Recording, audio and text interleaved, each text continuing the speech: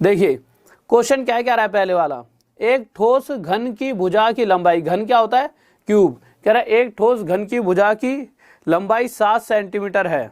ठीक है, ये रहा एक घन, मैंने एक घन बना लिया। ठीक है, घन वैसे पूरा ऐसे बक्सा सा होता, बट मैंने ऐसे ले लिया, समझने के लिए चाहिए वो समय, तो आंसर से मतलब है। ठीक है, अब एक घन है, ये क्यूब है। अब कह रहा है इसके अंदर से ये सॉलिड है, पूरा ठोस है, इसके अंदर से एक हमने निकाल लिया कोन। कोन क्या होता है, शंकु। पर उसने हमें दे क्या क्या रखा है, उसने कहा है जो ये घन है इसकी एक भुजा है 7 सेंटीमीटर। सेंटीमीटर में कि मीटर में, सेंटीमीटर में। तो सबसे पहले ये बताइए, अगर इस घन की एक भुजा 7 सेंटीमीटर है तो जो घन का क्षेत्र वो होता है आयतन, वो क्या होता है, घन का आयतन होता है ए का क्यूब, मतलब 7 का क्यूब। अगर मैं जानना चाहूं कि इस पूरे घन का आयतन क्या रहा होगा, तो आप क्या कहोगे, इस 7 का क्यूब 3 4 3 इस घन का आयतन है। अभी तो 3 4 3 है, बट जैसे ही इस आयतन में से, इसके पूरे आयतन में से जो भी आयतन है घन का, इसमें से हम एक शंकु काट के बाहर निकाल लेंगे तो भाई कुछ हिस्सा कम हो जाएगा। और वो जो शंकु है उसके अंदर क्या क्या गिवन है, जो शंकु की ऊंचाई जो है वो है 7 सेंटीमीटर, मतलब कहीं ना कहीं इस पूरे के अंदर ये ऐसे करके यहां से इतना हिस्सा निकाल दिया होगा। इसकी ऊंचाई 7 सेंटीमीटर है शंकु की, और इसकी जो त्रिज्या है जो आधार की वो कितनी देर की, यहाँ पर 3। अगर इतना हिस्सा जो निकला तो मैंने देखा अगर शंकु का जो आयतन है वो निकाल लेता हूं, जितना उसका आयतन होगा उसको इस टोटल में से घटा दूंगा तो मुझे पता लग जाए शेष कितना बचा है। तो मैंने इसका फॉर्मूला लगाया, क्या होता है 1/3 पाई आर का स्क्वायर एच। तो 1/3 पाई की जगह पाई रख दो, पाई की जगह 22/7 रख लो। चलो आर की वैल्यू कितनी यहाँ पे 3 3 3 9, एच की वैल्यू कितनी है 7, 7 से 7 कट गया, 3 3 9, 3 दूनी 6, 3 दूनी 6। इस शंकु का आयतन 66 आ गया। जब इस आयतन को यहाँ से हटा दिया जाएगा तो टोटल आयतन कितना था 3 4 3, उसमें से 66 हटा दिया, कितना रहेगा 13 में से 6 गए 7, फिर यहाँ 13 में 6 गए 7, 277। और यह हमारा क्या आ जाएगा आंसर। बहुत बेहतरीन, गजब, शाबाश, बहुत बच्चों का आंसर आ भी गए। ठीक है, तो नेक्स्ट क्वेश्चन लगाइए। और किसी को क्वेश्चन दिखने में कोई दिक्कत तो नहीं हो रही किसी बच्चे को? बहुत ही आसान सा क्वेश्चन है। क्या कह रहा है कि साथी ने, कोई इंसान है या लड़की है कोई भी है, उसका नाम ही साथी है। ठीक है, साथी ने एक बैंक में 825 रुपए जमा कराए। तो ठीक है भाई 825 रुपए जमा करा दिए, ये मान लो मैं ही कराया 825 रुपए जमा। मैंने देखा कि यार मैंने जो पैसे जमा कराए उस पर मुझे 8% के हिसाब से ब्याज मिलेगी, और क्वेश्चन के हिसाब से कितने साल तक ब्याज मिलने वाली है 5 साल तक। और साधारण ब्याज की बात हो रही है, अगर 1 साल में 8% मिलेगा तो 5 साल में मुझे कितने प्रतिशत ब्याज मिल जाएगी, टोटल 40% हिस्सा किसका, जो पैसा मैंने बैंक में जमा कराया है। तो मैं कह सकता हूं कि जो मैंने पैसा जमा कराया 825 रुपए, इसका 40% हिस्सा मुझे ब्याज के तौर पर मिलने वाला है। ये 100 क्यों लगा दिया, प्रतिशत हटा दिया। ठीक है, अब कैलकुलेट कर लो कि भाई 825 रुपए की जो 40% ब्याज बनेगी मेरी कितनी बनेगी, जो कि उसने हमसे पूछा है। तो मैंने क्या करा, इसको भाई 25 से काट दिया, किस पर 25 से किस पे आएगा 25 8 4 32 33 पे। ठीक है, और ये 25 से किस पे आया 4 पर, 4 से चलेगा 10 पर, तो ये कितना आ गया 330। तो मेरी ब्याज कितने रुपए की बन गई 330 रुपए की, और यह क्या आ गया मेरा आंसर। किसी बच्चे को इसमें डाउट जल्दी बताएं। देखिए क्या कह रहा है क्वेश्चन के अंदर, यदि 20% वार्षिक दर से 2000 रुपयों को निवेश किया जाता है और ब्याज को अर्धवार्षिक आधार पर चक्रवृद्धि किया जाता है, चक्रवृद्धि ब्याज ली जाती है, तो 18 मास बाद राशि कितनी होगी। कहीं ना कहीं कहने का मतलब यह है, क्वेश्चन को समझना आराम से, क्योंकि अगर मैं यहाँ पे लिख दूंगा तो वो चीज़ आपको ज़्यादा अच्छी तरह समझ आएगी। पहली बात उसने हमें दे क्या रखा है, क्वेश्चन के अंदर दे रखा है कि हमने जो पैसा उधार दिया है वह दिया है 2000 रुपये, कि किसी व्यक्ति को मैंने 2000 रुपये दे दिए। इसे कहते हैं प्रिंसिपल या मूलधन, जिस पैसे को हम किसी को देते हैं। कह रहा है इस पैसे को मैंने जो रेट रखी है वो रखी है 20%, कि मैं 20% की दर से ब्याज लूंगा, और उसके बाद ब्याज लूंगा कितने महीने तक, ब्याज लूंगा 18 महीने तक, ब्याज लूंगा मैं 18 महीने तक। तो कह रहा है कि टोटल जो मुझे पैसा मिलने वाला है वह कितना वापस मिलेगा। जल्दी से बताएं। बहुत बढ़िया भाई। तो देखिए यार, अब एक बात बताइए मुझे, अब उसने एक बात और कही है, जो रेट है वो 20% जो वो क्या है, अर्धवार्षिक, हाफ ईयरली। ये कितनी रेट है, हाफ ईयरली, अर्धवार्षिक। तो आप मुझे बताइए, अगर रेट हाफ ईयरली के हिसाब से देखी जाए तो रेट तो हो जाएगी आधी, कितनी हो जाएगी, 10%। तो यहाँ पर रेट आ गई 10%, पर टाइम कितना हो जाएगा। अगर मैं हाफ ईयरली का मतलब क्या है, अर्धवार्षिक का मतलब होता है कि जो 1 साल बाद ना लेकर हर 6 महीने बाद में ब्याज लेने चले जाऊं। तो आप मुझे एक बात बताइए कि 18 महीनों में मैं कितनी बार ब्याज ले सकता हूं, अगर मैं हर 6 महीने बाद किसी के पास ब्याज लेने पहुंच गया। तो आप कहोगे सर, एक पहले 6 महीने बाद गए, फिर दूसरे 6 महीने बाद, और फिर तीसरे। भाई 6 6 6 18 महीने, मतलब इन 18 महीनों में मैं 3 बार ब्याज ले सकता हूं। तो 18 महीने कहीं ना कहीं 3 साल की तरह काम करेंगे, क्योंकि हर 6 महीने बाद मैं 10% ब्याज लूंगा। क्योंकि अगर पूरा टोटल 20%, कोई व्यक्ति अगर 1 साल में मुझे 20% देगा और मैं उसके बाद 6 महीने बाद ही पहुंच जाऊं, तो मुझे 20% क्यों देगा भाई। वो कहेगा कि अगर तुम 6 महीने बाद ही आ रहे हो तो तुम्हें मैं 20 ना देकर उसका आधा 10 ही दे सकता हूं। और उसकी बात भी सही है। इसीलिए रेट हो जाती है हमारी 10% आधी, और टाइम कितना हो गया, टाइम को हम 3 साल की तरह यूज करेंगे। और हमें पता है 10% जब रेट है, तो इसे जब करेंगे तो 10% कितना होता है, 1/10। 3 साल की बात है, और चक्रवृद्धि ब्याज। तो पहले साल 10 से 11, फिर 10 से 11, फिर 10 से 11, ये हो जाएगा 1000, और ये 1331। कि ये वाला वो धन होता है जितना धन शुरुआत में दिया गया था, और ये वो धन है, अगर चक्रवृद्धि ब्याज की बात कर रहे हैं तो ये वो धन है जो मुझे वापस मिलेगा कितने साल बाद, 3 साल बाद। परंतु क्वेश्चन के हिसाब से 1000 रुपये नहीं दिए गए, कितने रुपए दिए गए, 2000 रुपये। कितने गुना था, 2 गुना। तो इसी प्रकार जो धन वापस मिलने वाला है वह भी इतना ना होकर इससे 2 गुना आया था। कितना हो, 2 एकम 2, 2 3 6, 2 3 6, 2 एकम 2। दिख रहा है था, एक बार देखना, नहीं दिख रहा तो आप क्वेश्चन हटा दो एक बार। तो यह धन भी इतना ना होकर, क्वेश्चन हटा दो एक बार, इससे 2 गुना ज्यादा, कितना हो, 2 एकम 2, 2 3 6, 2 3 6, 2 एकम 2, 2662। यह हमारा क्या हो जाएगा आंसर। बहुत बेहतरीन। नेक्स्ट क्वेश्चन कह रहा है, एक कुएं को खोदा जाता है। ठीक है, इस क्वेश्चन को एक बार ध्यान से पढ़ लीजिए, तभी आपको समझ आ पाएगा और इससे आप समझ सकेंगे कि ये क्वेश्चन कहना क्या चाहता है। मैं क्वेश्चन चलो समझा देता हूं आपको। कह रहा है कुएं को खोद दिया, एक कुआं है, पहले तो मैं कुआं बना लेता हूं। ऐसे एक कुआं रहा होगा,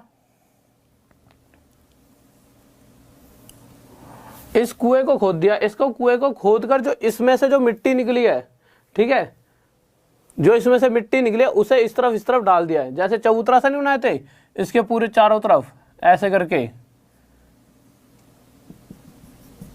ऐसे एक चीज बना दी इसके चारों तरफ, जिस पे खड़े होकर पानी वगैरह निकालते रहते हैं।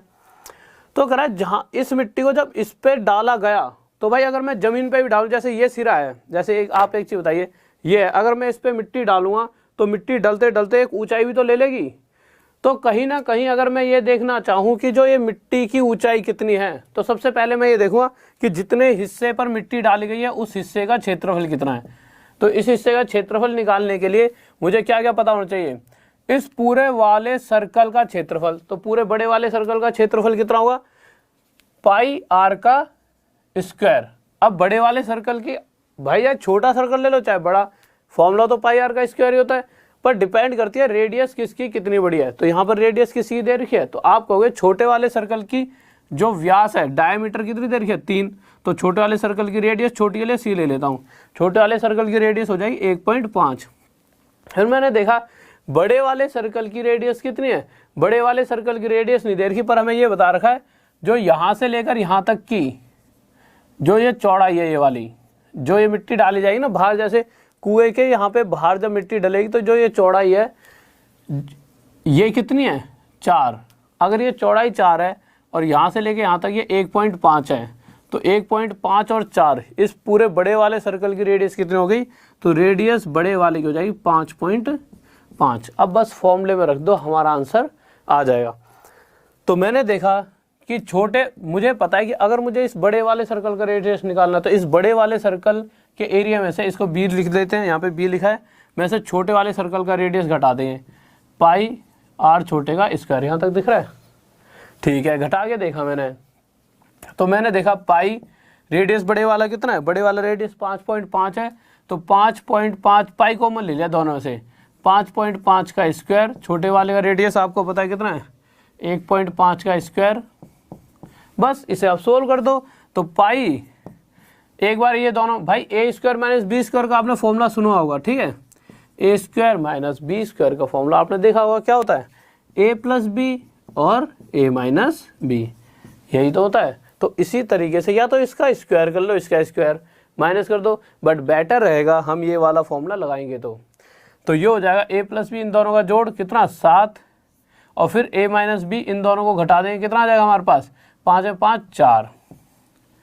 अब मेरे पास ये जो चीज़ आई है क्या ये बाहर वाले इसका जिस पे मिट्टी डालेंगे इसका क्षेत्रफल। अब जब इस पे मिट्टी डालेंगे तो जितना एरिया है उसको तो मिट्टी घेरेगी, साथ में एक ऊंचाई और ले लेगी। तो जो मिट्टी हम इस पे घेरेंगे वो है कितनी टोटल, जो इसमें से निकलेगी। तो इसमें से जो मिट्टी निकाली है उसका पूरा मिट्टी निकाली है वो है कितनी, जो इसका आयतन रहा होगा। तो इस सर्कल का जो ये सिलेंडर है इसका आयतन, कुएं का आयतन कितना होगा, इसका आयतन होगा पाई आर का स्क्वायर एच, ठीक है।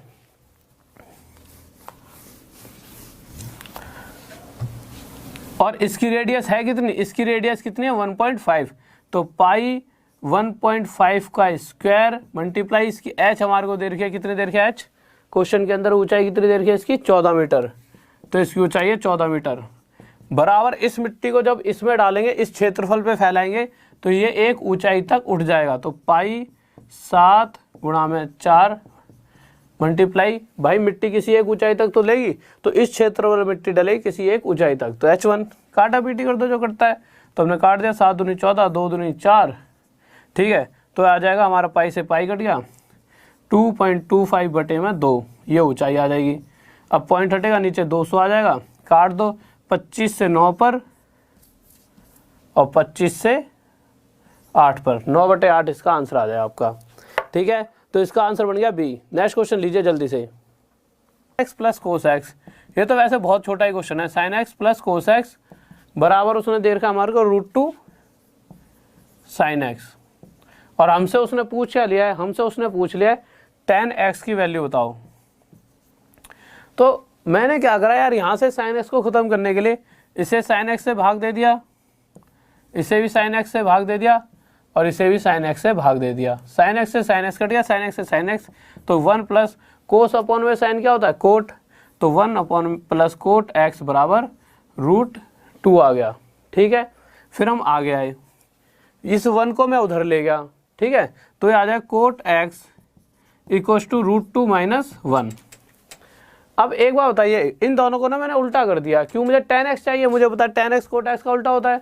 तो या फिर आप इस तरह से करो, tan x equal to 1 upon cot x, मैंने इसको भी उल्टा कर दिया और इसको भी 1 अपॉन √2 माइनस 1।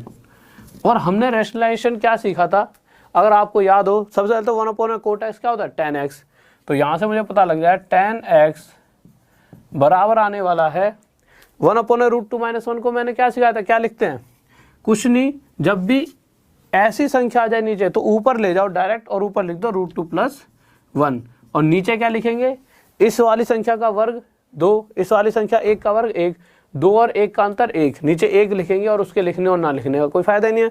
तो 1 tan x आ गया मेरा, देखना सर यहाँ तक दिख रहा है, क्वेश्चन थोड़ा हटा दो, तो tan x बराबर आ जाएगा √2 प्लस 1, ये मेरा आंसर आ जाएगा। कोई दिक्कत नहीं है किसी को, जल्दी से बताएं। Theta plus tan theta equal to 2 है, तो sec theta minus tan theta बताइए। तो आप मुझे एक बात बताइए, एक सेकंड रुकिए, अच्छा ठीक है, तो sec theta plus tan theta अगर 2 है तो sec theta minus tan theta उसने पूछा है। तो आप मुझे एक छोटी सी बात बताइए, फिर उसके बाद इस क्वेश्चन को करते हैं।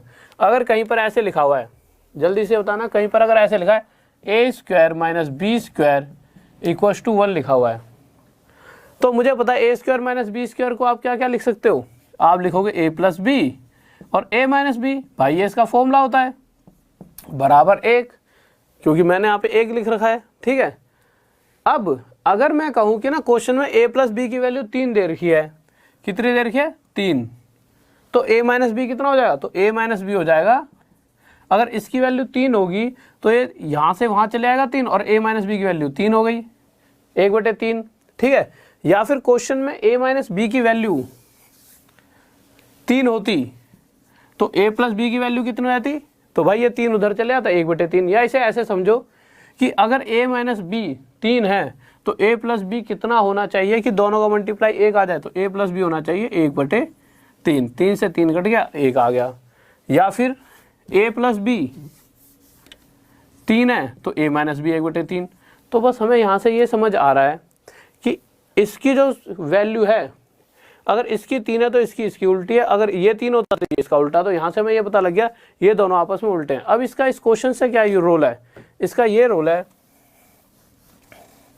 कि क्वेश्चन हमसे पूछा क्या गया है, कह रहा है sec theta plus tan theta दे रखा है। हमें एक फॉर्मूला पता है, secant square theta minus tan square theta equal to कितना होता है, 1 होता है। जब यहाँ से sec theta plus tan theta, ठीक है, और इसे मैं जब sec theta minus tan theta लिखूंगा तो बराबर कितना आ जाएगा 1। यहाँ तक दिख रहा है, ठीक है। अब मुझे पता है कि अगर ये a प्लस बी और a माइनस बी वाली कंडीशन बन गई कि अगर sec theta plus tan theta value question में 2 दे रखी है तो मैं इसको ऐसा क्या रखूँ कि दोनों का मल्टीप्लाई 1 हो जाए। आप कहोगे 1/2, इसका मतलब sec theta minus tan theta कितना आ गया 1/2, ये मेरा आंसर आ गया। और ये क्वेश्चन में कितना दे रखा 0.5। नेक्स्ट क्वेश्चन पर चलते हैं जल्दी से। गुड मॉर्निंग भाई, गुड मॉर्निंग। देखिए अगला क्वेश्चन देखिए क्या कह रहा है, कह रहा है ए और बी एक काम को क्रम से 10 और 15 दिनों में कर सकते हैं। ठीक है भाई, मैंने लिख दिया ए 10 दिन में कर सकता है और बी 15 दिनों में कर सकता है। कह रहा है कि बी काम आरंभ करता है, 5 दिन काम करता है, उसके बाद ए भी उसके साथ जुड़ जाता है। यदि वे 60 रुपये कमाते हैं तो एक बात बताइए, जो ये पैसा है वो किस तरह से बढ़ता है, जो जितना काम करेगा उसे उतना ही पैसा मिलेगा।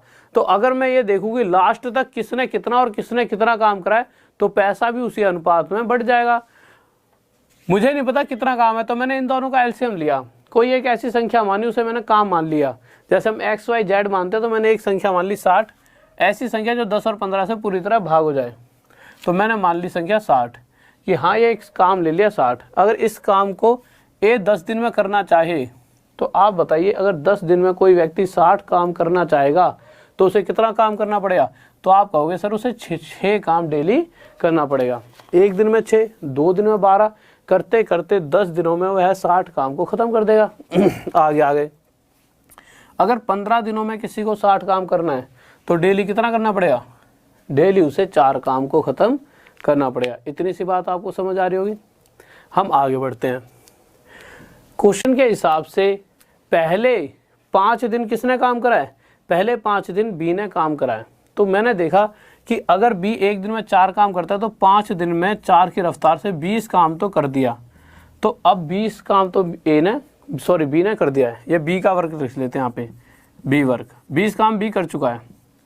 अब आगे क्या हुआ कि बी के साथ ए भी आ गया, तो इन दोनों ने क्या करा होगा 6 और 4। अब अच्छा 20 काम हो गया तो बचा कितना 40 ही काम तो बचा। अब 40 काम को इन दोनों ने मिलकर कितने दिन में ख़त्म कर दिया होगा, इन दोनों ने मिलकर 6 4 10 की रफ्तार से 4 दिन में।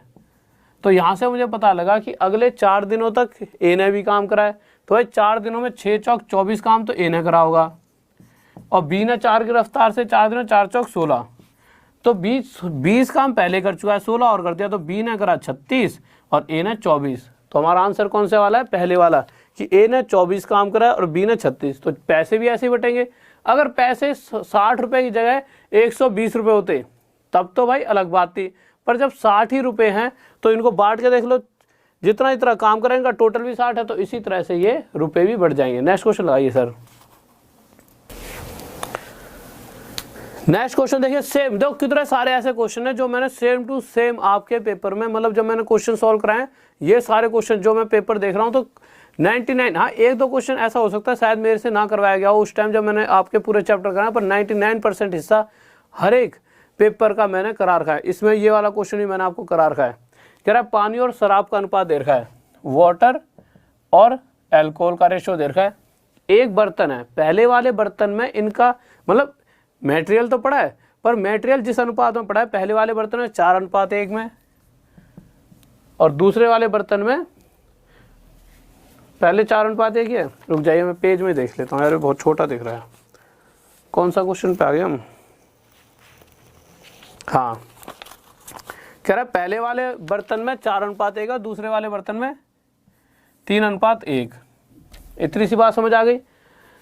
अब उसके बाद उसने क्या कहा है, पहले देखो इन दोनों का मैंने टोटल करा कितना, अगर 5 लीटर का पूरा मिश्रण होता तो उसमें से 4 पानी और 1 दारू, 3 और 1 4। अगर 4 लीटर का पूरा बर्तन होता तो उसमें 3 पानी और 1 दारू।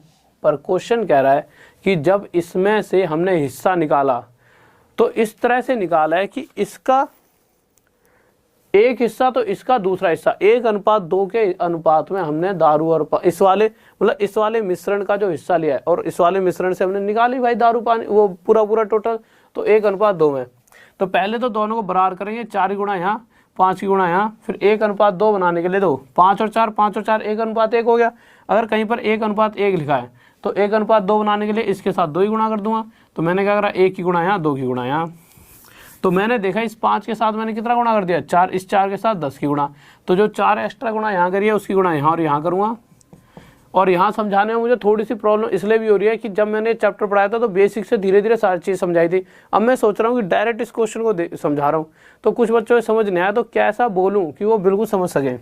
और जब ये 10 है तो इस 10 की गुणा यहाँ और 10 की यहाँ। तो मैंने देखा कि पहले बर्तन में पानी कितना रहा होगा 16 और ये दारू 4। दूसरे बर्तन में पानी रहा होगा 30 और दारू 10। टोटल करा ये आ गया 46 और ये टोटल करा ये आ गया 10 और 4 14। इनको देखना आपको, ठीक है। काट दो कितना आ जाएगा 23:7। ये हमारा आंसर आ गया। किसी बच्चों को डाउट जल्दी बताएं, कोई दिक्कत जल्दी से बताइए। Sine theta cos 90 minus theta, बहुत ही आसान सा क्वेश्चन दे दिया है। Sine theta cos 90 minus theta plus आगे क्या दे रखा हमारे को, पेज में से लिख लेते हैं यार। आगे दे रखा है कोस थीटा साइन 90 माइनस थीटा, यहां तक दिख रहा है, बराबर पूछा है, देखना सर यहां तक दिख रहा है, दिख रहा है। अब आपको पता है यार cos 90 minus theta sine theta होता है, तो sine theta multiply sine theta plus cos theta, और साइन 90 माइनस थीटा भी कोस थीटा होता है, multiply cos theta. Sine theta sine square theta और cos theta cos square theta. तो sine square theta plus cos square theta 1, ये answer हो जाएगा। ठीक है, नेक्स्ट क्वेश्चन लगाइए सर, जल्दी से बताइए नेक्स्ट क्वेश्चन क्या करेगा, एक बार पढ़ लें ढंग से। Okay thank you. देखिए यार क्वेश्चन क्या कह रहा है, क्वेश्चन देख लेते हैं। क्वेश्चन कह रहा है कि यमन ने किसी वस्तु को 10% के नुकसान पे बेचा, यदि वह उसे पहले से 57 रुपये ज़्यादा में बेचता तो उसे 20% का लाभ होता। तो कल भी ये चीज़ मैंने बताई थी, अगर किसी चीज़ को हानि पर बेचा जा रहा है और वह हानि अगर लाभ में बदल जाती है, कितने प्रतिशत के लाभ में बदल गई, 20%। किस कारण से, क्योंकि उसे पहले से 57 रुपये ज़्यादा में बेचा जाता है। तो इन दोनों का जो टोटल होता है 30%, वह किसके बराबर हो जाता था, इस 57 के बराबर। तो यहाँ से मुझे पता लगा, इससे अगर मैं 3 से काटूंगा तो 19 पे जाएगा, तो मुझे पता लगा 10% 19 है, और 100% बनाने के लिए यहाँ पर एक जीरो और चाहिए। तो 100% की वैल्यू कितनी आ जाएगी मेरी, 190। इधर एक जीरो तो इधर भी एक जीरो। तो यहाँ से मुझे पता लगा कि वह वस्तु का खरीदने वाला मूल्य 190 रुपये रहा होगा। अगर क्वेश्चन बस इतना ही पूछता हमसे कि उस वस्तु का खरीदने वाला मूल्य बताइए, तो 190 हमारा आंसर आ चुका होता। पर क्वेश्चन ने हमसे पूछा क्या है, क्वेश्चन आगे बढ़ते हुए हमसे ये पूछ रहा है 30% लाभ के लिए उस वस्तु का विक्रय मूल्य क्या होना चाहिए। तो अगर 30% लाभ, तो इसका 30% निकाल के देखा कितना आ जाएगा, 0 से 0 0 से 0, 19 या 57, तो 57 रुपये एक्स्ट्रा में बेच देंगे। तो 190 में जब 57 जोड़ दूंगा मैं, 57 रुपये एक्स्ट्रा जब जोड़ूंगा, 7 और 0 7, 9 और 5 14 4, हासिल 1 247। तो उस वस्तु को हमें 247 रुपये में बेचना पड़ेगा। नेक्स्ट क्वेश्चन लगाइए सर जल्दी से। अगला क्वेश्चन कह रहा है सतीश की आयु गौतम से 2 वर्ष अधिक है, ठीक है, जिसकी आयु साई की आयु से 2 गुना है। कह रहा है कि सतीश की आयु जो है गौतम से, इसे गो लिख लेता हूँ, ठीक है, गौतम से 2 वर्ष अधिक है, पर गौतम की साई की आयु से कितने गुना है, साई की अगर 1 है तो इसकी आयु 2 है, मतलब अनुपात दे रखा है, इनका कोई अनुपात नहीं है। अगर मैं इसकी आयु टोटल 1x ले लूँ कि साई की 1x है तो इसकी 2x 2 गुना है, और इसकी आयु इससे 2 साल ज़्यादा है, ठीक है, इसकी आयु इससे 2 साल ज़्यादा है। तो मैंने देखा इसकी आयु आ गई 2x + 2, इसकी 2x, इसकी 1x। अगर मैं इन सभी को टोटल कर देता हूँ तो इन सभी की आयु का जोड़ कितने वर्ष दे रखा है, उसने देखा इन सभी की आयु का योग है 27 वर्ष, तो मैंने 27 लिख दिया सामने, यहाँ तक दिख रहा है। जब मैंने इन सभी को आपस में जोड़ा तो 2 उधर ले गया तो 27 में से घट जाएगा। भाई x वाले तो जोड़ दूंगा, 2x 2x 4x और 1x 5x, पर इसमें इसको 2 को थोड़ी जोड़ पाऊंगा, तो इस 2 को मैं उधर ले गया, 27 में से 2 घटाया कितना आ गया 25, 5 पंजे 25, तो ये कितना आ गया x की वैल्यू 5। उसने पूछी कितनी है गौतम की, और हमें पता है गौतम की है कितनी 2x, x की वैल्यू 5 जैसे रखूँ तो 5 दूनी 10, तो गौतम की आयु आ जाएगी हमारी 10, ये हमारा आंसर आ जाएगा। नेक्स्ट क्वेश्चन लगाइए सर। यार इसमें से वो छोटा दिख रहा है ज़्यादा, देखो क्या कह रहा है, 150 मीटर और 130 मीटर लंबी 2 ट्रेन एक दूसरे के विपरीत दिशा में चलती हुई 7.2 सेकंड में एक दूसरे को पार कर लेती हैं। हमें पता है यार कि जब विपरीत दिशा में जाती है तो स्पीड क्या हो जाती है, जुड़ जाती है, तो इसका मतलब उन दोनों की टोटल स्पीड से एक दूरी तय की गई है, और वो दूरी क्या है, वो दूरी है हमारी 150 प्लस 130 मीटर, तो 150 प्लस 130 मतलब 280 मीटर, और इस 280 मीटर को कितने सेकंड में तय कर लिया 7.2 सेकंड में। इसका मतलब भाई टोटल स्पीड इक्वल्स टू क्या है, जितनी दूरी तय करी गई है जितने समय में, बस। तो बस काटा पीटी कर दो, जब पॉइंट हटाएंगे तो ऊपर क्या चले आएगा 10। इतनी इस बात समझ आ रही होगी। अब ये आ गया हमारा, इसे हम जब आगे काटेंगे तो 4 से 7 पर, और 4 से ये चले आएगा हमारा 4 एकम 4, 4 अट्ठे 32, ये आ गया 700/18। पर ये किस में हमारा मीटर प्रति सेकंड, क्यों, क्योंकि दूरी जब मीटर में थी और समय सेकंड में, तो स्पीड क्या होगी मीटर प्रति सेकंड, पर हमें किस में चाहिए किलोमीटर प्रति घंटा में क्वेश्चन के हिसाब से, तो किलोमीटर प्रति घंटा में बनाने के लिए 18/5, तो 18 से 18 घटेगा, 5 से जब इसे काटेंगे किस पे जाएगा, 5 से जब मैं इसे काटूंगा तो 14 और 0 140 किलोमीटर प्रति घंटा की रफ्तार है दोनों ट्रेनों में मिलके। कोई डाउट? बहुत बढ़िया। नेक्स्ट क्वेश्चन लगाइए सर जल्दी से। कह रहे एक खराब वस्तु जिसका मूल्य 1200 रुपये है को 15% की हानि पर बेचा जाता है। भाई अगले के पास थी वस्तु, तो उसने कहा यार अब तो निकालनी तो पड़ेगी, खराब हो गई है, तो उसने क्या करा, उसने सोचा यार इसे बेचना तो है ही, तो चलो 15% की हानि पर बेच दो। अगर वो 1200 रुपये पर 15% की हानि लेगा तो भाई मुझे पता है 1200 का 15% कितना होता है 180। इस बात में किसी को डाउट तो नहीं कि 180 कैसे आ गया? अगर डाउट है तो निकाल के देख लेना कि भाई 1200 का 15% प्रतिशत कितना होता है हमारा, प्रतिशत हटाते नीचे 100 आ गया, 2 जीरो से 2 जीरो, 15 को 12 से गुणा करें 180 आ जाए। इसका मतलब उसने 180 रुपये कम, घाटे मतलब तो यही है, कितने बेच दी होगी चीज 1020 रुपये में। अब आगे क्वेश्चन क्या कह रहा है अगली लाइन में, क्वेश्चन कह रहा है यदि मूल्य में और 5% की कमी कर दी जाए, मतलब जितने में बिक्री थी अब तो पहले इतने बेच ही रहा था, अब और 5% की कमी, तो 5% की और कमी करेंगे तो मैंने देखा इसका 5% कितना हो जाएगा, निकाल के देख लो। 1020 का 5% यहाँ तक दिख रहा है, 5% मतलब बटे 100, 0 से 0, 5 दूनी 10, 2 से काटे 51 पर। यहाँ से मुझे पता लगा यहाँ इसे कितने का घाटा हो रहा है, 51 रुपये और कम में इसने बेच दी। जब 51 रुपये और कम में ये बेचेगा तो मैं इसमें से क्या करूँगा, 1020 में से 51 घटा दूंगा, तो मेरा कितना जाएगा भाई, 10 में से 1 गया 9, यहाँ पे मेरे पास 11 में से 5 गए, कितना बनेगा 6, यहाँ आ गया 9, तो 969 रुपये में इन द एंड बेचे, आंसर आ गया। नेक्स्ट क्वेश्चन लगाइए सर। क्वेश्चन कह रहा है हमारा, बहुत ही प्यारा सा क्वेश्चन है, कह रहा है tan A बराबर √2 + 1 है, तो उसने हमसे पूछा है tan A minus cot A कितना होगा। तो आंसर क्या क्या आ रहा है बच्चों का, बहुत बढ़िया भाई, बहुत बढ़िया, शाबाश। देखो अब मुझे आप एक बात बताइए, tan A अगर √2 + 1 है तो मुझे सबसे पहले एक बात बताओ कि अगर tan A और कोट A आपस में क्या होते हैं, उल्टे होते हैं, कि अगर tan A x होगा तो कोट A क्या हो जाएगा हमारा 1/x। इस बात को आप समझ रहे हैं, tan A और कोट A आपस में एक दूसरे के उल्टे होते हैं।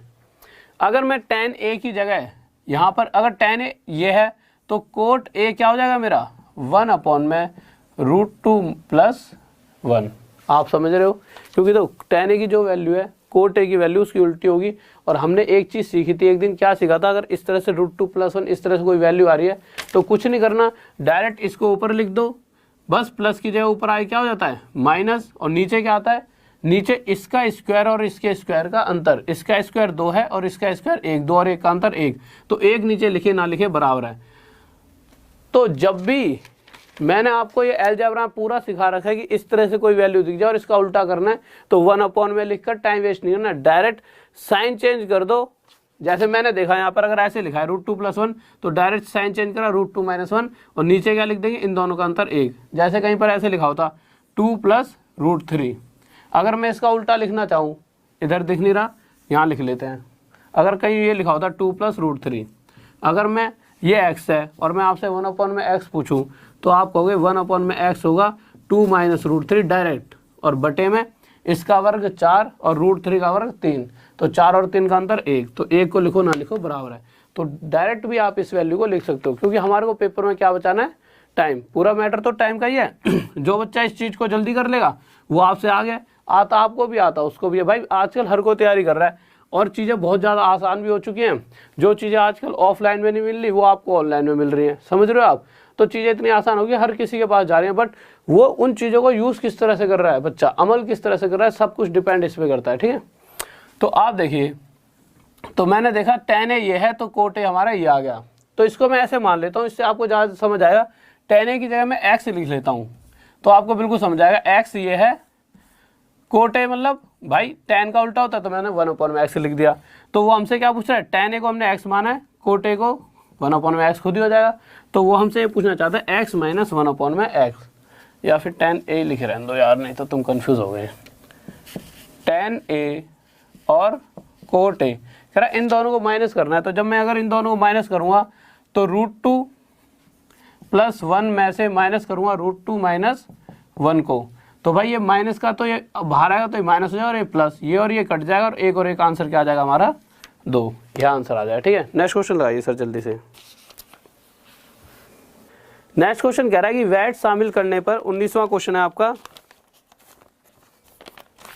कह रहा है वैट शामिल करने पर एक टेलीविज़न का मूल्य 14,000 रुपये हो जाता है। यदि वैट का दर 12% है तो टेलीविज़न की मूल कीमत बतानी है। तो क्वेश्चन क्या कह रहा है देखो,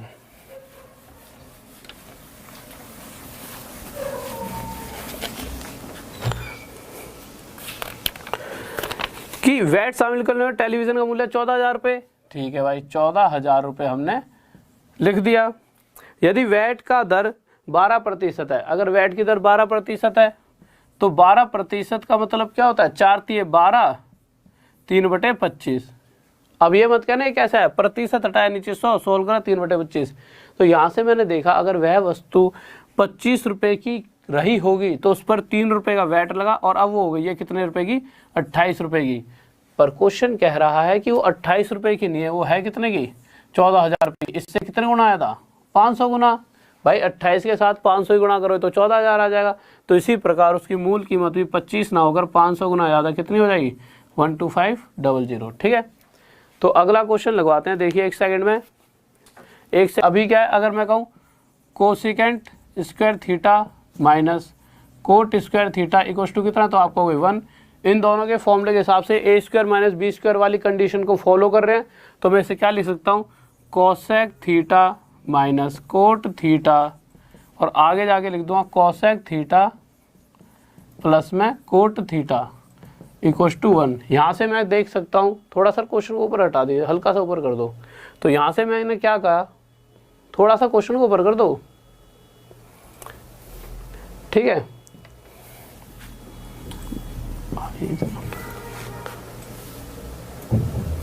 ठीक है, देखिए अब आप बताइए, अगर क्वेश्चन में इस पूरे की वैल्यू 3 दे रखी होती तो मैं इसकी वैल्यू क्या रखता कि इन दोनों का मल्टीप्लाई 1 हो जाता। आप कहते हैं इसकी वैल्यू 1/3 रख दो, 3 से 3 कट जाएगा और यहाँ पर 1 आ जाएगा। इसी तरीके से क्वेश्चन के अंदर वैल्यू दे रखी है किसकी, क्वेश्चन में दे रखा है cosec theta plus cot theta 2 है। अगर ये 2 है तो इसकी वैल्यू कितनी रही होगी, 1/2। इतनी सी बात आपको समझ आ गई। ठीक है, यहाँ से मुझे इसकी वैल्यू 2 मिल गई और इसकी वैल्यू 1/2। और हर बार आपको इतना लिखने की जरूरत नहीं है, सिंपल जब भी क्वेश्चन में cosec theta plus cot theta जो भी दिखेगा तो cosec theta minus cot theta हमेशा उसका उल्टा हो जाएगा। डायरेक्ट लिखना है, तो सिर्फ समझाया मैंने आपको। आपको अगर पेपर आता तो आपको क्या करना था, आपको डायरेक्ट करना था cosec theta plus cot theta, अगर कितना दे रखा है 2, तो cosec theta minus cot theta equals to 1/2। अब उसके बाद हम आगे बढ़ेंगे, उसने सिर्फ कॉसेक थीटा पूछा है, तो अगर मैं इन दोनों को जोड़ूँ तो कॉट थीटा प्लस का ये माइनस का कट जाएगा, इन दोनों को जोड़ा ये आगे 2 कॉसेक थीटा, आगे जोड़ा इन दोनों को 2 प्लस में आधा जोड़ेंगे तो 2.5 हो जाएगा 5/2, आगे गए तो ये हो जाएगा कॉसेक थीटा 5/4। अगर 5/4 दे रखा तो वो आंसर हो जाता, पर उसने पॉइंटों में दे रखा है सिस्टम, तो पॉइंटों के लिए फिर इसे काट लेंगे यार, 4 कम 4, 4 दूनी 8, 4 पंजे 20, ये आंसर आ जाएगा 1.25। नेक्स्ट लगाइए जल्दी सर। क्वेश्चन पर आया था, क्वेश्चन कह रहा है कि एक पंप टैंक को 4 घंटे में भरता है, परंतु एक रिसाव के कारण टैंक 5 घंटे में भरा जाता है। तो मैंने क्या कहा था यार, जब भी ऐसी कंडीशन आ जाए ना, भरा जा रहा है और खाली भी हो रहा है, तो एक भर रहा है 4 घंटे में और एक खाली नहीं कर रहा, मतलब भर तो अभी भी रहा है पर थोड़ा सा उसमें छेद पेश सा हो गया, तो अब 5 घंटे में भरा जा रहा है। अब मुझे नहीं पता कितने लीटर की टंकी है, मैंने अपने हिसाब से लीटर की मान ली 20।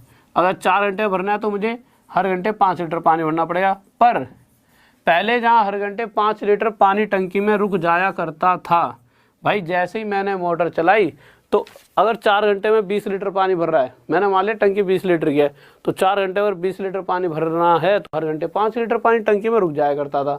पर कंडीशन क्या बनी, एक छेद हो गया, तो उस छेद के कारण जब मैंने देखा कि भाई 2-3 दिन बाद कि अब 5 घंटे में भर रही है, क्यों, क्योंकि अब टंकी में हर घंटे बाद 4 ही लीटर पानी बचता है।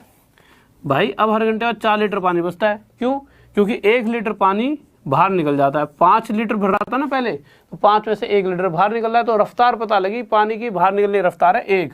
इस 1 की रफ्तार से अगर 20 लीटर पानी भरा हो तो कितने लग जाएंगे, 20 घंटे। या फिर डायरेक्ट इन दोनों का जो अंतर है उससे इसे भाग कर दिया करो जब भी वो ये वाली बात कहे भरा जा रहा है और खाली करा जा रहा है। नेक्स्ट क्वेश्चन देखिए, ठीक है। तो नेक्स्ट क्वेश्चन बिल्कुल ध्यान से करना, थोड़ा सा मतलब चलो मैं करा ही देता हूँ क्योंकि इसके अंदर बहुत ज़्यादा टाइम लग जाएगा, जब मैं अभी करा देता हूँ बाद में आप इसे खुद करके देखना, ठीक है। इस क्वेश्चन के अंदर ऑप्शन का यूज़ होगा। ऑप्शन का यूज़ किस तरह से होगा, वो कह रहा है ए और बी किसी काम को मिलकर 35 दिन में पूरा कर सकते हैं, ठीक है। तो हमने देखा ए और बी किसी काम को मिलकर, एक सेकंड रुकिए, मिलकर 35 दिन में पूरा कर सकते हैं, ये मैंने लिख दिया। फिर हम आगे आए, आगे क्या देख रहा है उसने, ए अकेले काम को करता है और उसका 5/7 भाग कर लेता है। अगर टोटल 7 काम रहा होगा तो उसमें 5 काम तो ए ने कर दिया, बचा कुचा दूसरा हिस्सा बी ने कर दिया, और बी ने जैसे ही करा और काम खत्म हो गया। काम टोटल खत्म होने में कितने दिन लग गए, 90 दिन। तो अगर ए द्वारा काम को स्वयं पूरा करने के लिए कितने दिन लगते हैं, अगर अकेला ए ही उस काम को करे तो उसे टोटल कितने दिन लगने वाले हैं। तो हम मान लेते हैं अगर ए उसे करता है अकेला तो उसे 42 दिन लगेंगे। ऑप्शन ऐसा उठाना है आपको। अब आपको सर 42 की उठाए, ऑप्शन ऐसा उठाना है। सबसे पहले देखो 5/7 हमने देखा ये भी 7 से भाग हो रहा है 35, तो इसी तरह की संख्या जिससे कि एलसीएम भी आसानी से आ सके वो ऐसी ही संख्या लेगा पक्का, ठीक है, और क्वेश्चन सॉल्व भी आसानी से हो जाएगा। तो हमने देखा 35 और मैंने मान लिया ए 42 दिन में कर सकता है। एलसीएम लिया कितना गया 210, और 210 काम को 35 दिन में कोई व्यक्ति करता होगा तो डेली उसे कितना काम करना पड़ता होगा 6, और डेली इसे कितना काम करना पड़ेगा 5। अब डेली अगर 210 टोटल काम है और 210 का 5/7 कितना हो जाएगा, 7×21, 5×15, 150। इसका मतलब 150 काम को तो कराए किसने, हमारे हिसाब से। अगर ए एक दिन में 5 काम करता है तो ए ने क्या करा है, टोटल काम का 5/7 भाग करा है। इसका मतलब ए ने करा है 150 काम, टोटल 210 में से 150 ए ने कर दिया, तो बचा उचा बी ने कितना करा हुआ, बी ने करा हुआ 60 काम। अब देख लेते हैं इस 150 काम को अगर ए करता है और बचे हुए 60 काम को बी करता है, और ये टोटल अगर 90 दिन लेते हैं तो कंडीशन बिल्कुल सेटिस्फाई है। तो हमने चेक करा अगर ए यहाँ 5 काम कर रहा है तो यहाँ भी 5 करे और बी कितना करेगा 1। ये चीज़ें तो मैं समझा चुका हूँ आपको पहले भी। तो अगर 5 की रफ्तार से 150 काम करेगा तो ए कितने दिन लेगा 30, प्लस 60 काम को करने के लिए 1 की रफ्तार से बी कितने लेगा आगे 60 दिन, और तो टोटल 90 दिन, कंडीशन सेटिस्फाई। क्या भी ये रहा है कि इस तरह से करने से 90 दिन लगते हैं। सर क्वेश्चन थोड़ा उधर हटा दो, तो कितने दिन लगे 90 दिन, ये आंसर हो गया। नेक्स्ट क्वेश्चन लगाइए एक बार। हाँ भाई देखिए क्वेश्चन क्या कह रहा है, एक समांतर चतुर्भुज का आधार इसकी ऊंचाई से दोगुना है। ठीक है भाई, तो समांतर चतुर्भुज का आधार, तो ये जो आधार है अगर इसकी ऊंचाई ले जाए, ऊंचाई कौन सी लेते हैं इसमें, परपेंडिकुलर डिस्टेंस, यहां से इस वाली रेखा, इन दोनों के बीच की समांतर दूरी। ठीक है, दोनों रेखाओं की वो हो जाती है परपेंडिकुलर डिस्टेंस। तो बेस जो है वो 2 है और इसकी जो ऊंचाई है वो 1 है, मतलब इस अनुपात में बांटा हुआ है कि भाई इसकी ऊंचाई का ये 2 गुना है बेस। तो ये 1x हो गया, ये 2x। क्षेत्रफल क्या होता है, बेस इंटू हाइट, मतलब इन दोनों को मल्टीप्लाई करूंगा तो 2 एकम 2 और x मल्टीप्लाई x का स्क्वायर। पर क्वेश्चन के हिसाब से जो क्षेत्रफल दे रखा है वो कितना दे रखा है, 392। जब मैं 2 से इसे काटूंगा 392 को 196 पर, और x स्क्वायर बराबर 196, और x की वैल्यू क्या हो जाएगी भाई, स्क्वायर जाके उधर रूट लगा देगा, और x की वैल्यू कितना आ जाएगी 14, और यही हमारी क्या आ गई, उसने हमसे क्या पूछा है ऊंचाई, तो ऊंचाई क्या हो जाएगी, यहाँ पे x की वैल्यू तो 14 कम 14, 14 आंसर आ गया। नेक्स्ट क्वेश्चन लगाइए जल्दी से। ये क्वेश्चन हो गया आपका, ये आ गया आपका ट्रिग्नोमेट्री का क्वेश्चन।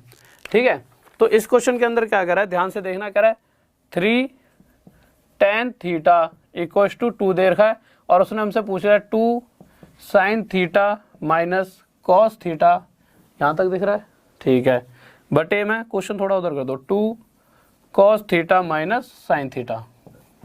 अब आप मुझे एक चीज बताइए, ये उसने पूछा है हमसे और ये हमें दे रखा है, यहाँ से हम एक चीज निकाल सकते हैं, वो क्या निकाल सकते हैं कि tan थीटा हमारे पास कितना है 2/3।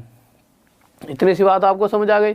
अब एक बात बताओ, साइन थीटा बटे में कॉस थीटा क्या होता है, तो आप कहोगे जिसको पता है, जिसको मैंने पढ़ा रखा है पहले, क्या होता है tan थीटा, और नहीं पता तो इसके लिए तो फिर पूरी वीडियो देखनी पड़ेगी, इस क्वेश्चन से तो सारी चीज क्लियर नहीं होगी कि sine theta 1 cos theta tan theta. तो मैंने क्या करा यार कि मुझे सिर्फ tan थीटा की वैल्यू पता है, इसीलिए मैंने इसको cos थीटा से भाग दिया, इसको भी cos थीटा से, इसे भी cos थीटा से, इसे भी cos थीटा से। जब मैं ऐसा करूंगा तो साइन को और cos से भाग दिया है, समझ रहे हो, ऊपर भी दोनों संख्याओं को cos से और नीचे भी दोनों को cos से दिया है। तो जब इसको इस तरह से लिख लेता हूँ थोड़ा सा नीचे, ये क्या था हमारा क्वेश्चन, यहाँ 2 cos थीटा था और माइनस साइन थीटा, इसी तरह से तो क्वेश्चन था। अगर मैं इसे cos थीटा से भाग दे दूँ और इसे भी cos थीटा से, इसे भी cos थीटा से और इसे भी cos थीटा से, तो आपके हिसाब से ये क्या बन जाएगा, तो आप कहोगे सर ये हो जाए 2 sin theta upon cos theta, भी अभी आपने बताया tan थीटा।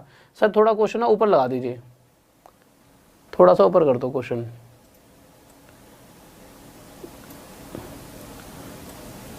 हाँ ठीक है।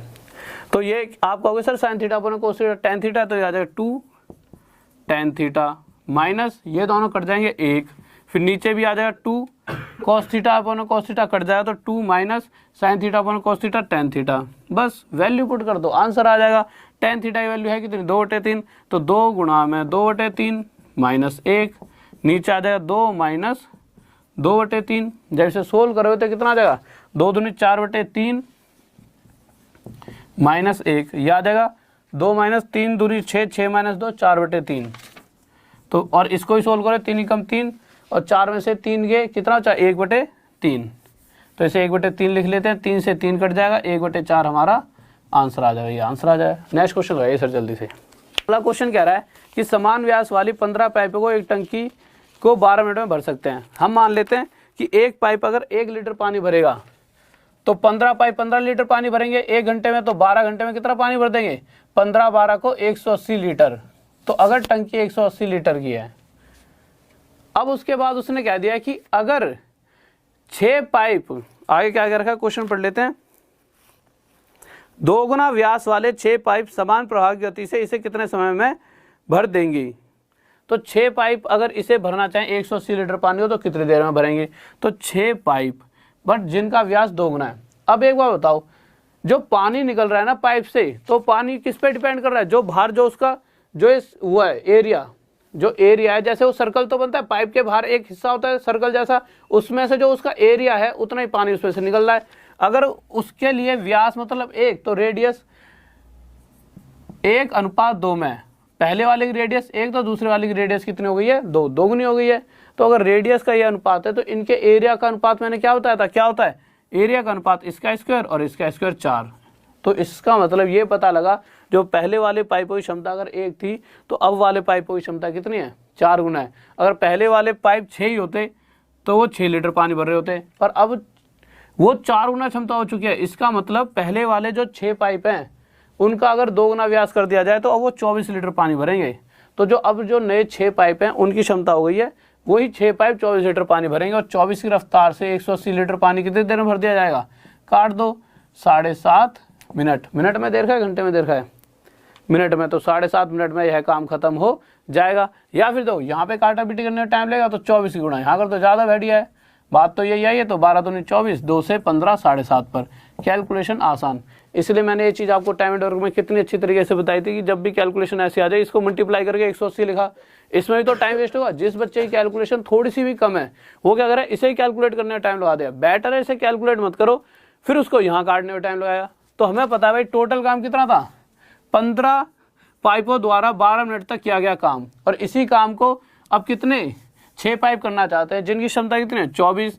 तो 24 की रफ्तार से इस काम को कितनी देर में कर देंगे, 2 से, और 2 से 7.5 पे 7.5 मिनट में ये आंसर आ गया। ठीक है, नेक्स्ट क्वेश्चन लाइए सर जल्दी से। है कि पहले वाले की क्या थी, रेडियस कितनी थी, व्यास 1 थी। तो अब वाले की रेडियस व्यास कितने हुए, 2। व्यास मतलब डायमीटर। पहले वाले की डायमीटर, एक बार सर पिछला क्वेश्चन दोबारा ही लगा दीजिए। पहले वाले की डायमीटर 1, दूसरे वाले की डायमीटर 2। व्यास मतलब डायमीटर। रेडियस कितना होता है, इसका आधा कर दो और इसका आधा, पर 2 से 2 कट जाएगा, अनुपात तब भी 1:2 बनेगा। तो मैंने देखा रेडियस का अनुपात भी कितना बन रहा है, रेडियस का अनुपात भी 1:2 ही बनेगा। इसको मिटा देता हूँ। इतनी सी बात अब आप समझ चुके होंगे कि रेडियस का अनुपात भी 1:2 ही बन रहा है। अगर पानी निकलेगा कैसे, उस एरिया में से तो निकलेगा पानी, उसका मुंह कितना है। और अगर पहले वाले का जो एरिया देखा जाए तो पाई आर का स्क्वायर, आर की जाए यहाँ पे रेडियस की जाए क्या आ जाएगा 1, और दूसरे वाले का एरिया भी पाई आर का स्क्वायर ही होगा, बट यहाँ पर आर की जाए 2। तो इसकी रेडियस तो 2 गई है, तो 2 का स्क्वायर, और इसकी रेडियस कितनी थी 1 का स्क्वायर। तो पाई से पाई कट गया, 1 का स्क्वायर 1, 2 दूनी 4। तो मैंने देखा कि पहले वाले पाइपों की क्षमता से अब वाले पाइपों की क्षमता 4 गुना है। पहले वाला एक पाइप एक काम करता था। अब यहाँ पर आ जाओ, इस क्वेश्चन को दोबारा से समझते हैं। ये चीज आपने समझ ली रेडियस। अब इस तरह से आ जाओ, अब इस चीज को आप समझ पाओगे कि हमें यहाँ से पता लगा कि अगर पहले वाला पाइप एक काम करता था तो अब वाला पाइप 4 काम करता है। पहले वाले 12 पाइप, अगर एक पाइप एक काम करेगा पहले वाला, तो 12 पाइप 12 काम करेंगे और 15 मिनट में उस काम को खत्म कर देंगे। यही तो क्वेश्चन है। सॉरी, 15 पाइप थे पहले वाले। अगर एक पाइप एक काम करेगा तो 15 पाइप कितना करेंगे, 15 काम, और 12 मिनट में उस काम को खत्म कर देंगे। अब इसी काम को जो नए वाले पाइप हैं, नए वाले पाइप कितने हैं 6, पर वो काम कितना करते हैं 4। भाई एक पाइप 4 काम करता है तो 6 चौक 24। तो 24 की रफ्तार से इस पूरे कार्य को 12 दूनी 24 कितनी देर में समाप्त कर देंगे, 7.5 मिनट। इसलिए ये हमारा आंसर आ रहा था। अब आगे बात समझ। भाई 2 गुना तो रेडियस करा है, रेडियस 2 गुना कर दिया त्रिज्या, बट जो पानी निकल रहा है वो तो इस सर्कल के जो होता है मुंह से निकल रहा है ना, तो उसके एरिया पे इफेक्ट पड़ता है। तो उसका एरिया कितना हो जाएगा 4 गुना। जो ये सर्कल है इसमें से पानी निकल रहा है, तो इस एरिया में से एक बार में जितना पानी निकलता है उस पानी की मात्रा, अब इसका एरिया इतना बड़ा हो गया है 4 गुना इससे। ठीक है, तो उसमें से भाई 4 गुना पानी ज्यादा निकलेगा। नेक्स्ट क्वेश्चन लगाइए सर।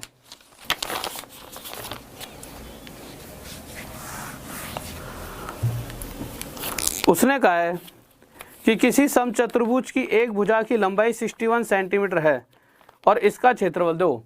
ये वाला क्वेश्चन सेम टू सेम, इससे भी बहुत ही आसान। ये तो फिर भी बहुत मुश्किल हो गया, ये तो मैंने करवाई भी नहीं थी ये वाली सीरीज। ठीक है, ये वाली सीरीज आज बता देता हूँ जो एलपी में आई है, और इस तरह के और क्वेश्चन और तो सारी सीरीज मैंने कराए रखे हैं। इससे भी बहुत आसान आरपीएफ एसआई में आया है। आरपीएफ एसआई में आसान तो क्या है, बस वो आ गया। मैंने बताई थी आरपीएफ एसआई 5, 12, 13 ये वाली सीरीज मैंने कहा था 5, 12, 13, 8, 15, 17 ये मैंने क्या बताए थे आपको अगर याद रहा हो तो, जो बच्चा मेरे साथ बिल्कुल शुरुआत में जुड़ा हुआ है। ये मैंने ट्रिपलेट बताए थे। ट्रिपलेट मतलब अगर किसी त्रिभुज का एक कोण 90 डिग्री का है तो उसकी साइडें हमेशा कैसे चलती हैं 5, 12, 13, या फिर चलेंगी 8, 15, 17। और भी चीज़ें बताई थी मैंने, बट ये दोनों इंपॉर्टेंट होती थी। पर एक इंपॉर्टेंट और जो अभी आ गई है उसके लिए 2 और लिख लेना। अगर ये पूछा ही गया तो 2 और लिख लो। एक लिख लो 9, 40, 41 और एक 11, 60, 61। क्योंकि इन चीज़ों को अगर आपको आती हैं, अगर ये यहाँ पूछी गई है तो आगे भी आ सकती हैं आपके आरपीएफ एसआई में या एलपीसीवीटी 2 में। इस पे स्टार बनाकर इंपॉर्टेंट लिख लेना, ठीक है। और एक 8, 5, 12, 13, 8, 15, 17 से तो क्वेश्चन आरपीएफ एसआई में पूछ ही लिया है, ठीक है। अब इस क्वेश्चन को मैंने आपको उस दिन जब एनालिसिस हो रही थी, शायद किसी ने देखा हो तो कराया भी था ये वाला क्वेश्चन। क्या करना है, उसने कहा है एक रोम्बस है और उस रोम्बस के अंदर उसकी साइड दे रखी है, तो हमने एक रोम्बस बना लिया। पहले सबसे पहले हम रोम्बस के बारे में जान लेते हैं एक बार, रोम्बस होता क्या है, जिससे आप सभी जब क्वेश्चन खुद ही निकाल सको अपना। रोम्बस क्या होता है, अगर मैं कहूँ कि ये रोम्बस है तो इसका मतलब क्या है, जब मैं इसके डायगोनल्स को ऐसे करके आपस में काटूंगा तो ये इसको, ये वाला जो डायगोनल है यहाँ से गया तो इस साइड को, इस डायगोनल को 2 बराबर हिस्सों में, विकर्ण को बांटेगा 2 बराबर हिस्सों में, और ये वाली साइड इस वाले डायगोनल को 2 बराबर हिस्सों में बांटेगी। पहली कंडीशन तो ये। दूसरी क्या होती है, जो ये वाला कोण बनेगा ये 90 डिग्री का होगा, ये भी 90 डिग्री का, और ये भी 90 का, और ये भी 90 का। चारों कोण 90, 90, 90 डिग्री के बनेंगे। 2 कंडीशन आपको समझ आ गई। अब आगे आते हैं कि इसका यूज हम कैसे करेंगे। अब देखिए यार, मैंने क्या बताया था, जब भी कोई त्रिभुज हो जिसके अंदर 90 डिग्री का कोण बनता है, यहां तक दिख रहा है, तो वो एक ट्रिपलेट यूज करता है। ट्रिपलेट मैंने बता दिए थे 5, 12, 13, 8, 15, 17, जो अगर आप मेरी पिछली क्लासेस देखोगे कैसे होते हैं, क्यों बनते हैं। अब ये चीज नहीं बताऊं कैसे होते हैं, क्यों बनते हैं। सिंपल देखो, 90 डिग्री है तो एक ट्रिपलेट होता है 11, 60, 61, जिसका हम यूज करने वाले हैं। 90 डिग्री के सामने वाली बड़ी साइड होती है सबसे, इसलिए मैंने इसको क्या रखा है 61, क्यों, सबसे बड़ा कोण ही इस त्रिभुज का 90 डिग्री है, इसके सामने वाली साइड भी सबसे बड़ी होगी। अब इसका यूज कैसे होगा, देखिए सिर्फ 11, 60, 61 पर ध्यान देना। हमें नहीं पता फॉर्मूला आता है बेटर है, बट फॉर्मूला क्या है भूल जाता बच्चा, चाहे आप हो चाहे कोई भी है। पेपर का प्रेशर इतना तगड़ा होता है, हर बच्चा फॉर्मूला भूल जाए। कितने फॉर्मूले याद रखो, पहले से आखिरी तक फॉर्मूले यूज करते रहे तब तो हो गया काम। हमें क्या करना था, हमने ऐसी फिगर बनाई, बड़ी बना देता हूँ थोड़ी, आपको साफ दिख जाएगी। हमने ये रोम्बस लिया, ठीक है। रोम्बस में मैंने ये देखा कि भाई उसने क्या क्या दे रखा हमारे को, मैंने क्वेश्चन पढ़ा, उसने सिर्फ मुझे एक साइड दे रखी है 61 सेंटीमीटर। अब मुझे पता है अगर एक साइड 61 सेंटीमीटर है तो, और ये वाला कोण कितने डिग्री का, 90 डिग्री का। क्यों, रोम्बस का ये कोण भी 90, ये भी, और 90 डिग्री है तो 90 डिग्री के लिए ये कहाँ पे, ये वाला ट्रिपलेट यूज होगा 11, 60, 61। कुछ मत सोचो, 61 आ गया 100%, एक 11 होगी तो एक क्या होगी 60 होगी। मत सोचो कि ये सही है या गलत है, जो मैंने कह दिया बस पक्का। क्यों, इसके बिना ये 61 आ ही नहीं सकता, एक यही कंडीशन है जिसमें 61 आएगा। तो ये पक्का 11 है, ये 60 है, ये 61 है। अब मुझे एक बात बताइए, अगर ये 60 है यहाँ से लेके यहाँ तक का हिस्सा ये वाला, तो मैंने क्या कहा ये और ये बराबर होती है तो ये भी 60 हो जाएगी, तो 60 और 60 120। पहली डायगोनल आ गई 120। अगर ये 11 है तो ये भी 11 होगी, तो 11 और 11 22। दूसरी डायगोनल आ गई कितनी 22, इन दोनों का जोड़ दो, कितना 1, 4, 2, ये हमारा क्या जाएगा आंसर। और अगर इसी को, अगर आपको अगर इन चीज़ों पे कमांड है, हाँ भाई जो चीज़ें मैंने पढ़ाई हैं, अगर आप वीडियोस ढंग से देखते रहोगे ना, सारी भी मेंसुरेशन के एक ही पार्ट से इतने एएलपी सीयूटी 1 के मैंने इतने सारे पेपर करे, सिर्फ मेंसुरेशन जो मैंने कराई है पहली वीडियो, सिर्फ उसी से कम इतने सारे एग्जाम्स के क्वेश्चन सॉल्व हो जाते हैं। अगर आप उसे ढंग से समझोगे, उसका एक एक कंसेप्ट, ऐसा नहीं है बस देखी और ख़त्म। अगर इसे गहराई से समझोगे ना तो मेंसुरेशन का जो मैंने पार्ट फर्स्ट कराया है उससे भी बहुत सारे क्वेश्चंस आपके निकल के आ जाएंगे, ठीक है। देखिए इस क्वेश्चन में भी थोड़ी सी टाइपिंग मिस्टेक कर दी है। जो नेक्स्ट क्वेश्चन लगा है इसमें देख लीजिए उसने क्या लिखा है, जो बच्चे ने जो टाइपिंग करी है उसमें और वैसे क्वेश्चन में क्या अंतर है। क्वेश्चन जो है वैसे ये इस तरह से है, रूट क्यूब रूट 64, फिर 64 लगा रखा है, फिर क्या रखा है 6, 64 और एक दे रखा है अगला, इस तरह से दे रखा है। कह रहा है रैशनल और इरेशनल बताइए, कह रहा है कि इसमें से कौन सा इरेशनल है, ठीक है। तो आप देखिए एक बात बताओ यार, कह रहा है कौन सा इरेशनल है। अब जब इस 64 को मैं बाहर करूं, अगर ये परफेक्ट स्क्वायर है बाहर निकल जाएगा तो इरेशनल है। 64 का अगर मैं 64 लिख सकता हूं 4 की क्यूब, और अगर ये क्यूब रूट का मतलब क्या होता है, क्यूब रूट का मतलब होता है 4 की जो पूरी क्यूब है उसका 1/3, तो 3 से 3 कट गया 4 आ गया। हाँ पक्का पक्का ये एक परफेक्ट क्यूब है, तो हाँ ये एक रैशनल नंबर है, इरेशनल नहीं है। आगे बढ़े 64, 8 अट्ठे 64 तो 8 आ गया। इसमें बढ़े तो ये 64 हो जाएगा 2 की 3, 2 की सॉरी 6, 6 से 6 कट जाएगा, ये 2 आ गया, ये भी रैशनल है। पर 64 बाहर नहीं आएगा अगर यहाँ पे रूट क्या लगा रखा है, ऐसे 4 लगा रखा है, ठीक है। तो ये हमारा क्या हो गया इरेशनल नंबर। ये कौन सा नंबर हो जाएगा, इरेशनल। यहाँ तक दिख रहा है ऊपर तक, ये हमारा इरेशनल नंबर। नेक्स्ट क्वेश्चन लगाइए बहुत। हाँ भी नेक्स्ट क्वेश्चन देखिए क्या कह रहा है। कह रहा है एक समूह की 5 सबसे छोटी संख्याओं का औसत 15 है, जबकि समूह के सभी 13 संख्याओं का औसत 17, सबसे बड़ी 8 संख्याओं का औसत क्या है। तो देखिए इस तरह के क्वेश्चन हमने पहले भी कर रखे हैं। कह रहा है समूह कहाँ पे, एक समूह की 5 सबसे छोटी संख्याओं का औसत 5 है। तो ठीक है, लिख लिया। एक समूह की सबसे 5 छोटी संख्याओं का, मैंने क्या कहा था, जब भी इस तरह के क्वेश्चन आएंगे तो कितनी संख्या है, 5, जो उनका औसत यहाँ लिख लेंगे। तो कितना औसत दे रखा था, 15। टोटल संख्या कितनी है, टोटल संख्या हमारी 13 है। तो 13 में से 5 का औसत 15 है, बची कितनी, 8। 8 का औसत हमें नहीं पता कितना है। हाँ मुझे ये पता है कि 13 का जो टोटल औसत है वो कितना है। तो 13 का टोटल औसत हमारा कितना दे रखा है, 17। तो 17 हम यहाँ लिख देंगे। इसी तरह से तो करते थे। अब हम आगे आए तो आगे क्या करेंगे, इसमें से इसे घटाएंगे, बड़ी है ना ये, इसमें से इसे घटा देंगे, कितना आ जाएगा, 2। और इसमें से इसे घटा के यहाँ पर एक संख्या और आएगी, हमें नहीं पता वो क्या है। मैंने उसे x मान लिया कि वो संख्या कितनी आएगी, यहाँ पे x।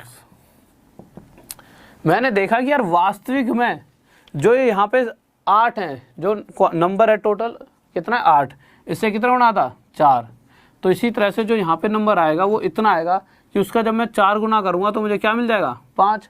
तो ऐसी क्या संख्या है जिसके साथ 4 गुना करूँ तो 5 आ जाए। अगर मैं 5/4 के साथ 4 की गुणा करूँगा तो 5 आएगा कि नहीं आएगा, आएगा। तो मैंने क्या करा, यहाँ पे इस संख्या को क्या रख दिया, 5/4। अब अगर ये संख्या चाहिए तो इसका मतलब इसमें से इसे घटाऊंगा तो कहीं ना कहीं इन दोनों का टोटल ये संख्या होगी। तो इन दोनों का टोटल कर दो, जो आंसर आ जाए 17 + 5/4, 17 चौके कितना, 68 और 5 73/4। जब सोल्व करूंगा तो 18 पे यहाँ तक दिख रहा है, तो ये आ जाएगा 18 पे जाएगा, 18.25 हमारा क्या आ जाएगा आंसर। नेक्स्ट क्वेश्चन लगाइए। कह रहा है कि ए और बी एक टंकी को 25 मिनट और आधे घंटे में भर सकते हैं। आधे घंटे का मतलब क्या है, कंफ्यूज मत होना यार, आधा घंटा कह दिया, आधा घंटा क्या कह दिया, 30 मिनट नहीं। वैसे तो आप सब समझदार हो, आपको पता लग गया आधा घंटा मतलब 30 मिनट। बट अगर कोई बच्चा जैसे बिल्कुल शुरुआत में जुड़ता है तो क्या सोचता है यार 25 मिनट, और फिर क्या करेगा, आधा घंटा मतलब आधा। अब कैसे करूँ, आधा घंटा मतलब वो कहना चाहता है कहीं ना कहीं 30 मिनट।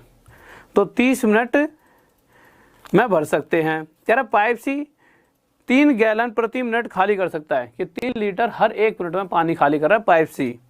यदि तीनों पाइपों को एक साथ खोला जाता है तो 15 मिनट में टंकी भर जाती है। तो क्वेश्चन को जब हम सोल्व करेंगे तो मुझे पता लगा यहाँ से कि अकेला ए 25 मिनट में भरेगा, वहीं अगर बी की बात करी जाए तो वो 30 मिनट में, आधा घंटा ले रहा है ना, तो 30 मिनट में भर देगा। और अगर ए बी और सी तीनों चल रहे हैं, जिसके अंदर इस सी का क्या काम है, अगला सी क्या नीचे लगा रहा है टूटी सी, ये नीचे पानी बाहर निकालने का काम है, तब 15 मिनट लग रहे हैं। टाइम ज़्यादा लगेगा भाई, पानी बाहर निकल रहा है, ठीक है। ये मिनट है, इसको मिनट को मिटा देता हूँ जिससे ही जगह बच जाएगी, ठीक है। आप ध्यान रखना ये टाइम दे रखा है। अब आपको कहीं क्वेश्चन में दे रखा है कि आप कितना काम करना है, आपको कितना पानी भरना है, कितने लीटर की टंकी है, नहीं दे रखा ना। अगर ये निकालना है हमें नहीं पता कितने लीटर के, तो मैंने एक ऐसी संख्या मान ली, एक्स मान लो, वाई मान लो, आपकी इच्छा है। तो मैंने एक ऐसी संख्या मान ली जो 25, 30 और 15 से पूरी तरह से भाग हो जाए। मैंने मान लिया टंकी है 150 लीटर की। अगर आपको 25 मिनट में 150 लीटर पानी भरना है तो ऐसी टूटी लगानी पड़ेगी जो हर मिनट में 6 लीटर पानी भरे, मतलब उसकी रफ्तार है कि वो अगली 1 मिनट में 6 लीटर पानी तो उसे भरना ही पड़ेगा, तभी जाके 25 मिनट में 150 लीटर पानी भर पाएगा। और इसको हर मिनट में 5 लीटर भरना पड़ेगा। और जब ये तीनों चलाई गई तो हर मिनट 10 लीटर पानी टंकी में रुक रहा है। ऐसा क्यों हुआ होगा, इस बात को आप समझिए। वैसे मैंने बहुत बार समझा भी रखा है ऐसा क्यों होता है। देखिए जब तीनों चला रखी हैं तो क्या हुआ होगा, इस वाले पहले पाइप ने 6 लीटर पानी, दूसरे वाले ने 5। टंकी में भरना तो एक मिनट में 5, 6 और 5 11 लीटर पानी चाहिए था। 1 मिनट में इस टंकी में 11 लीटर पानी भरते रहता, अगले मिनट में फिर 11। पर कंडीशन क्या बनी, नीचे से एक पाइप से पानी और बह रहा, उस कारण से जैसे ही मैंने देखा पानी तो 11 लीटर गया है पर बचा कितना, 10। क्यों बचा इसमें 10 लीटर पानी 1 मिनट बाद, क्योंकि 1 लीटर पानी बाहर बह गया।